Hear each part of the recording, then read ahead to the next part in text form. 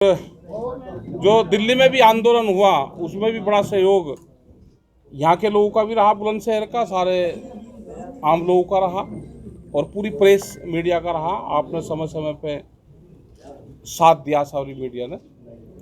दिल्ली में जो समझौते हुए थे भारत सरकार उस पर आ नहीं रही। और दूसरी चीज़ है कि देश को ये भी बताना चाहते हैं कि एक लिखत पढ़त में वैसे समझौता हुआ, हमको 22 जनवरी 2021 के बाद में सरकार नहीं मिली। जैसे मेल पर नहीं होता ऑनलाइन पढ़ाई चल रही, तो ऑनलाइन ही समझौते उनसे हुए। एमएसपी गारंटी कानून देश में बने, वो एक बड़ा सवाल हमारा है। अभी उस पर कमेटी भी नहीं बनाई। हम पूरे देश भर में इन इशू को लेकर जा रहे हैं, यहाँ पे भी आए, क्योंकि अभी तक कहते थे जी इलेक्शन है, उसमें जा रहे, इलेक्शन हो गए, सरकार किसकी बनेगी किसकी नहीं बनेगी उससे संबंध नहीं है। लेकिन ये है कि बहुत से हमारे सवाल हैं, जैसे यहाँ पे गन्ने की बेल्ट है, आलू की बेल्ट है, तो जो फसलें एमएसपी जिनका भारत सरकार ने तय कर रखा है वे कम से कम डिजिटल से जोड़ दिया जाए उनको। मतलब पेट्रोल जुड़ेगा, हमारा मोबाइल चार्ज करना हो तो डिजिटल सा होगा वो, लेकिन गन्ने का भुगतान या दूसरे भुगतान वो एक साल में होंगे।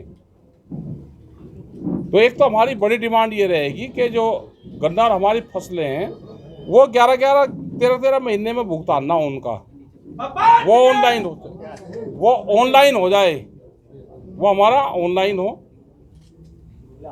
दूसरा, उस पे जो एमएसपी पे जो कानून बनाने वाली बात थी वो सरकार ने नहीं बनाई। हम साउथ से शुरू कर रहे हैं, हम कर्नाटक, तमिलनाडु उधर जा रहे हैं, राजस्थान में जा रहे हैं। हमें किसी सरकार का और नहीं है कि वहाँ पे किसकी सरकार है, यहाँ पे किसकी है। जहाँ पे भी किसान विरोधी पॉलिसी होगी हम वहाँ पे जाएंगे। राजस्थान में किसी किसान की जमीन नीलाम करी तो हम वहाँ पे भी गए,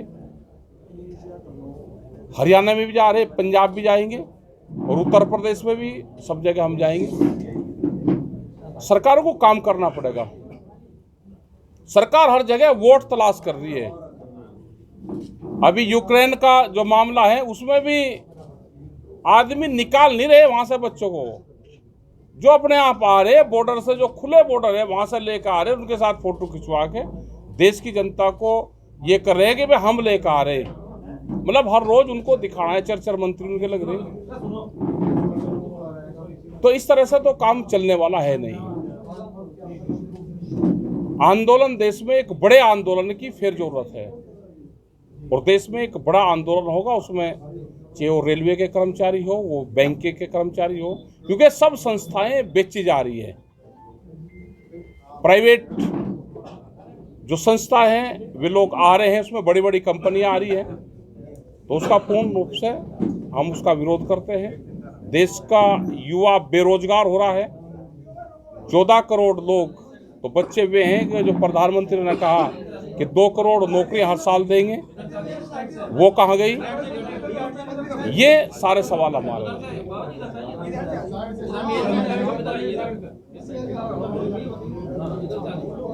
अरे सुनो भाई, क्या बीमारी है? हमारे वही सारे हैं। एक बड़े आंदोलन की देश में फिर जरूरत है और इस आंदोलन को यूथ जो होगा, क्योंकि यूथ पे ज्यादा प्रभाव पड़ रहा है। नौकरियां है नहीं, नौकरियां खत्म करी जा रही है।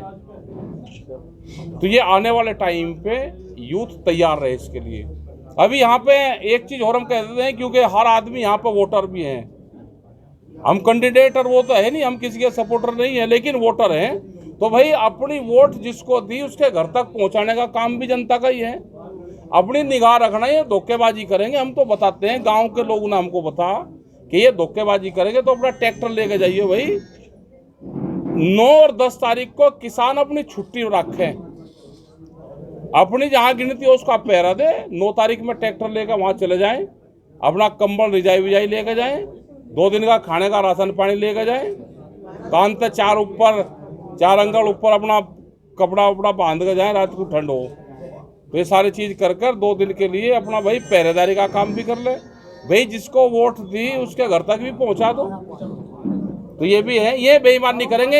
एक जिला एक बेईमानी की सीट जिता कर देने का इनका प्लान है, उस पर निगाह रख लेना।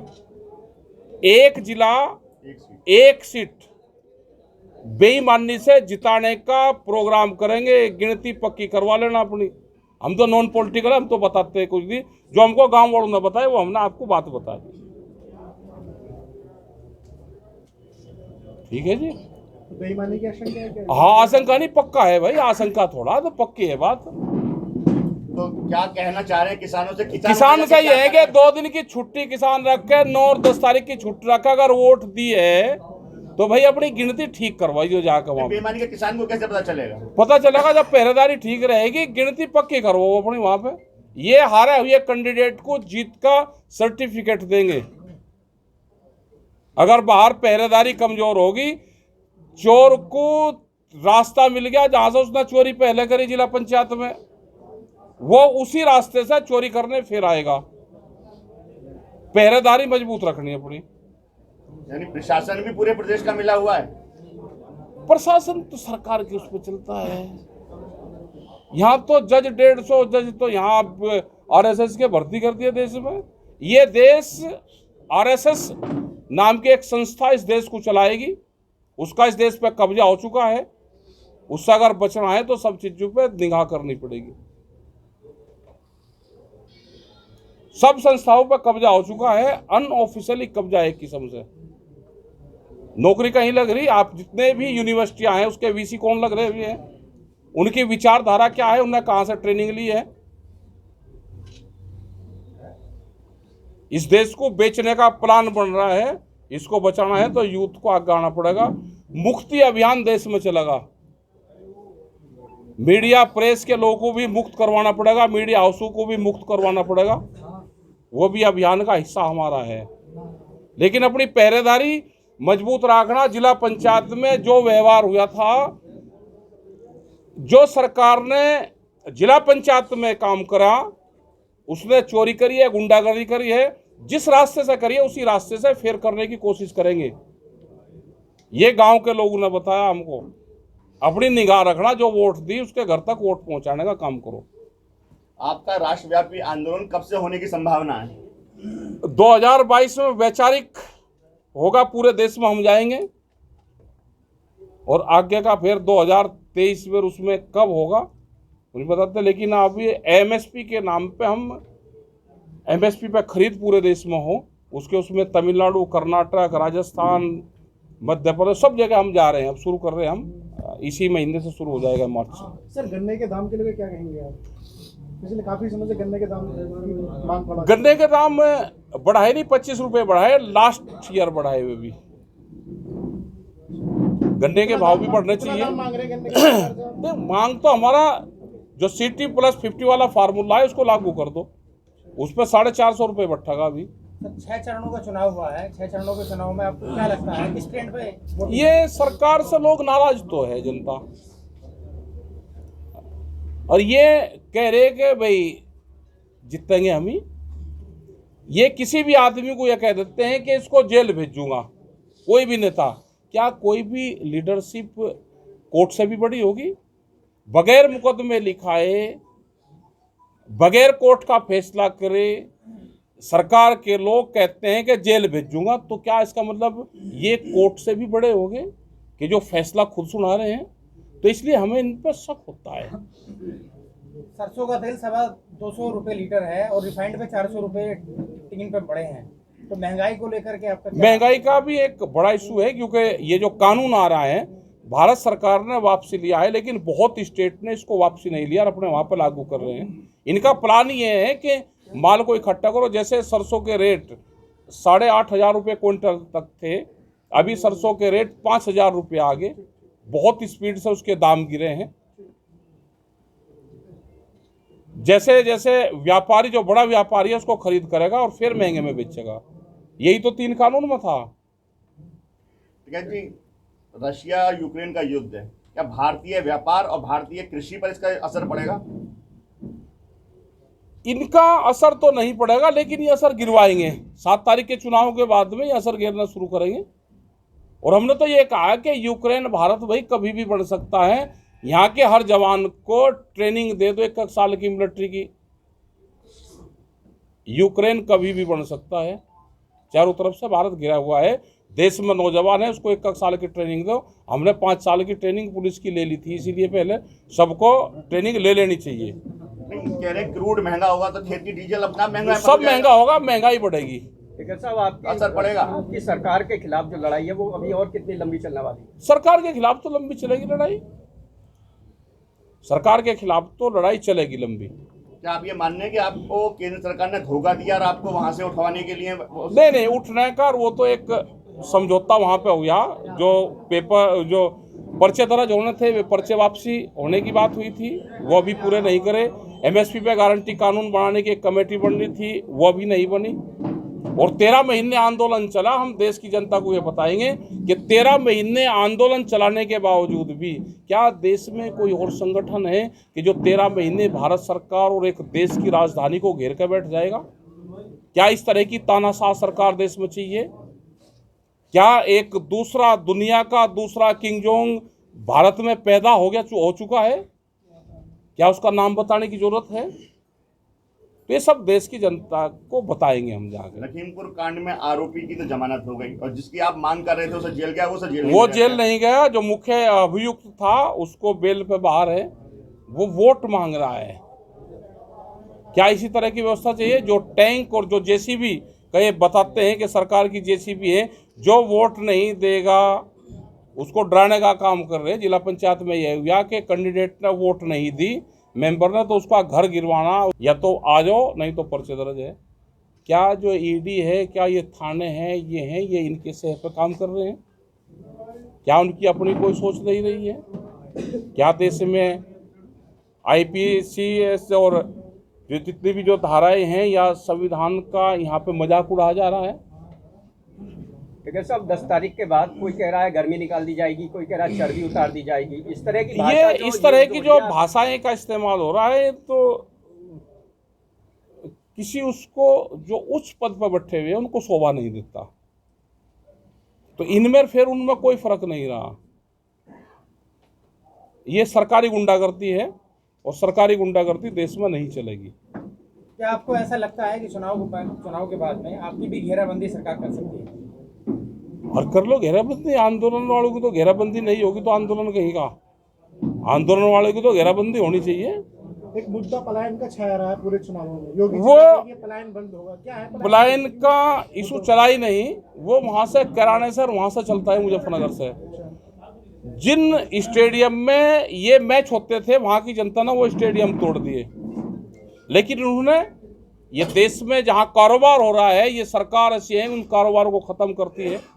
कर्नाटक में बेंगलोर में आईटी सेक्टर का बड़ा एक हब है और वहां पे करीब 3 लाख करोड़ रुपए का व्यापार वहां से होता है। वहां पे कई लाख बच्चे वहां पे नौकरी करते हैं। वहां पे वो स्टेट बहुत बढ़िया उससे चल रहा है। सब लोग मिलजुल कर वहां पर रहते हैं, बड़ा वहां पे व्यापार करते हैं। लेकिन एक हिजाब का इशू छोड़ के उस पूरे स्टेट को बर्बाद करने की साजिश रची गई है। क्या बच्चे वे बेरोजगार होंगे? क्या जो आपस में तालमेल है उसको जोड़ने में कितना समय लगेगा? नहीं, ये कहते हैं कैरान और मुजफ्फरनगर से लगातार पलायन हो रहा है। मेन मुद्दा कैरान और मुजफ्फरनगर है पलायन। भाई मुझे एक बात बता दो, आप जितने यहाँ पर हो पत्रकार, आप बुलंदशहर से हो, मुझे जन्म बता दो बुलंदशहर में किसका हुआ? आपका हुआ होगा तो आपके पिताजी का नहीं हुआ। पलायन तो सबने करा। अगर मशीनरी नहीं चलेगी तो प्रोडक्शन देगी नहीं। पलायन एक विकास का आधार है।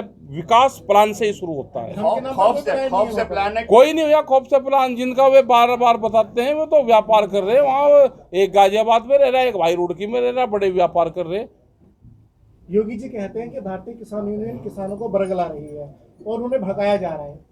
हम तो नहीं, किसानों को पूरा लाभ दे रही है। अच्छा, आप उनकी लाभ कैसे दे रहे हैं? वहाँ भुगतान तो करने का हो नहीं, लाभ कैसे दे रहे हैं? ना आलू के रेट बढ़े और ना गेहूं का रेट मिलना। C2 प्लस मंत्री वो कहते हैं कि उत्तर प्रदेश में सबसे ज्यादा भुगतान 14 महीने में हो रहा है, 14 दिन में हो रहा है किसानों को। जब झूठ बोलने में तो जब इनको कोई कंपटीशन होगा पूरे दुनिया में तो झूठ बोलने पे ये पार्टी सबसे नंबर 1 पाएगी, जिस पर गोल्ड मेडल जीतेगी। मतलब सरासरी झूठ बोलते हैं।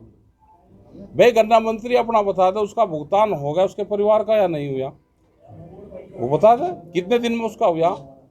उसमें एक वो आ रहा है, इसमें ऐप आ रहा, गन्ना ऐप है, उसमें किसका कितना गन्ना डाला, किस पे कितनी पर्ची है, कितना क्षेत्रफल है, वो उसमें आता है। भाई हमने ये कहा कि इसमें एक ये भी डाल दोगे कितना उसका भुगतान हो गया, वो नहीं डालते। ऑनलाइन गन्ना भुगतान क्यों नहीं है? गन्ना भुगतान भी डिजिटल हो, जिससे पूरा देश डिजिटल पे चल रहा है। प्रधानमंत्री का पायलट प्रोजेक्ट है, हमारा भी उसी पे चले, यह अगला आंदोलन उस पर भी होगा। डिजिटल गन्ना भुगतान, डिजिटल गन्ना भुगतान क्यों नहीं होगा? भाई हम तेल ले तो डिजिटल है, हर आदमी मोबाइल चार्ज कर लगा, डाल दे इसमें पैसे, फोन से पैसे को आदान प्रदान हो सके, शुगर मिल से नहीं हो सकता। तो इसका मतलब कोई ना कोई चाल है। आपने एक बात कही थी पहले भी, हाँ। बीज पर और दूध पर ये फोर्स बनाने जा रहे हैं। दूध तो आएगा बाहर से और बीज पर एक बीज पुलिस बनेगी। वो सीड बिल ये लाने की कोशिश कर रहे हैं, अभी इसमें नहीं लाया, लेकिन वो हाउस में रखा हुआ है। बहुत से कानून हैं, दूध पे भी ये लाना चाह रहे हैं। डेयरी प्रोडक्ट ये बाहर से लेकर आएंगे और हमारा दूध का जो पशुपालन किसान है, जो मजदूर है, वो पूरा बर्बाद होगा। डेयरी प्रोडक्ट बाहर से आएंगे। आप लगातार मांग कर रहे हैं किसान आयोग की, प्रदेश सरकार से किसान आयोग बने, अभी तक किसान ये आयोग नहीं बन, हाँ नहीं क्या बना। कहना है इस पर? और आंदोलन होगा, हम तो कह ही तो सके, आंदोलन होना चाहिए, होगा। इसमें नहीं बनेगा तो देश में आंदोलन का रास्ता सबने कर लिया। किसी दुकानदार को कोई दिक्कत है, बैठ जाओ धरने में। देश में आंदोलन से ही ये देश बच सकता है, बातचीत से पॉलिटिकल पार्टी से नहीं बचेगा। नहीं, बातचीत भी तो एक रास्ता है, किसी भी मुद्दे पर बातचीत तो सरकार करती नहीं, ये तो पहली ऐसी सरकार आई कि जो बात करती नहीं। सरकार तो आपको बराबर न्योता देती है। कहाँ? आइए टेबल पे बैठ के। कहाँ कह रही, झूठ कह रही। करवा दो हमारी बात। भाई वहाँ का तेलंगाना का मुख्यमंत्री है, उसने बात करी दिल्ली में ही आने के, और दिल्ली की सरकार बात करती नहीं। भारत सरकार सरकार WTO के प्रेशर में है, विश्व ट्रेड यूनियन या विश्व ट्रेड ऑर्गेनाइजेशन के। और वो उसे हुनर बताएंगे हम, उसका वो बात करें तो हम बताएंगे ना। क्या देश के किसानों को बर्बाद करके और WTO के समझौते पर जाते हैं?